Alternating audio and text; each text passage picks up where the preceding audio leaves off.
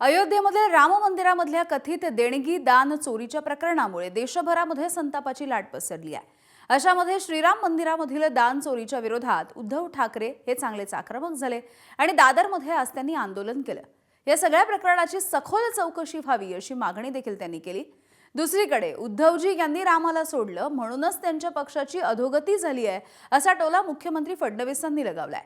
दरम्यान उद्धव ठाकरे हे पुन्हा एकदा हिंदुत्वाचा मुद्दा रेटू पाहतायत का अशी चर्चा राजकीय वर्तुळात सुरू झाली आहे।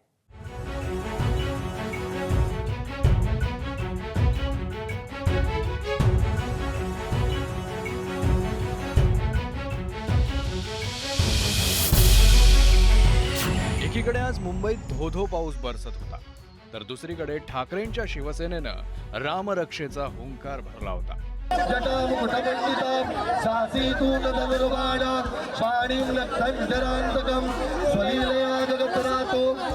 अयोध्येतील भव्य श्रीराम मंदिरातील दान चोरी प्रकरणावरून ठाकरे सेना चांगलीच आक्रमक झाली आहे। याचाच तीव्र निषेध नोंदवण्यासाठी मुंबईतील दादरच्या प्रसिद्ध हनुमान मंदिरात रामरक्षा आंदोलनाची हाक देण्यात आली होती। पक्षप्रमुख उद्धव ठाकरेंनी भर पावसात आंदोलनस्थळी हजेरी लावत या राज्यव्यापी आंदोलनाचा शंखनाद केला। आपण कट्टर कडवट देशाभिमानी हिंदू आहोत। आम्ही हिंदू भोळे आहोत, भाबडे आहोत, पण मूर्ख नाही आहोत। आपल्या हिंदुत्वाचा गैरफायदा घेऊन जर कोणी मंदिर लुटत असेल तर मी परवाच बोललोय, अब हिंदू माफ नहीं करेगा। दादरच्या आंदोलनातून दानचोरी प्रकरणावर निशाणा साधताना ठाकरेंनी भाजप आणि पंतप्रधान मोदींवरही टीका केली। 12 वर्ष होऊन गेली। आज ज्यासाठी आपण मेहनत केली होती ती व्यक्ती पंतप्रधानपदी बसली आणि बसल्यानंतर कट्टर कडवट हिंदुत्ववादी शिवसेनेला नष्ट करण्यासाठी जणू काही अफजल खानी विडा त्यांनी उचलला। का उचलला? कारण हिंदुत्वाचा गैरफायदा घ्यायचा होता। हिंदुत्वाचा गैरफायदा घेताना फक्त एकच शिवसैनिक असा आहे, एकच शिवसेना देशात अशी आहे की समोर उभी राहून निधड्या छातीने त्यांना प्रश्न विचारू शकेल। यावेळी ठाकरेंनी अयोध्या तो झाकी है, मथुरा काशी बाकी है असं म्हणत टोला लगावला। राम मंदिर प्रकरणाची निष्पक्ष चौकशी करण्याची मागणी यावेळी त्यांनी केली। या सगळ्याची चौकशी झाली पाहिजे आणि निष्पक्षपातीपणे चौकशी झाली पाहिजे। नाहीतर चोराला सांगितलं की तुझ्या चोरीचा तपास तूच लाव,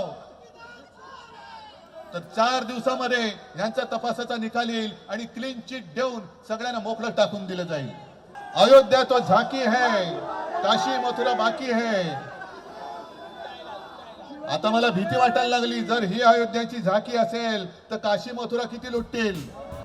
या आंदोलनात उद्धव ठाकरेंसह ठाकरेंच्या शिवसेनेतील अनेक नेते मंडळी उपस्थित होती, तर पाऊस असूनही ठाकरे सेनेचे शेकडो कार्यकर्तेही उपस्थित होते।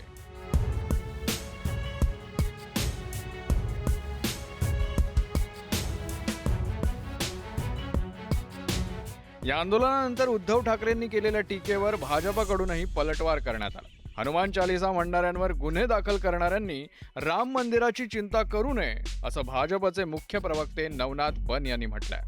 ज्याप्रमाणे प्रभू रामचंद्रांचा विसर उद्धवजी ठाकरे यांना झालाय, त्याचप्रमाणे रामायण देखील उद्धवजी ठाकरे विसरलेली दिसतायत। कारण मशालीने लंका जाळली नव्हती, तर हनुमंतरायाच्या शेपटीने लंका जाळली होती। हा इतिहास आहे, हे रामायणातला दाखला आहे। उद्धवजी ठाकरे, प्रभू रामचंद्रांना तुम्ही विसरला।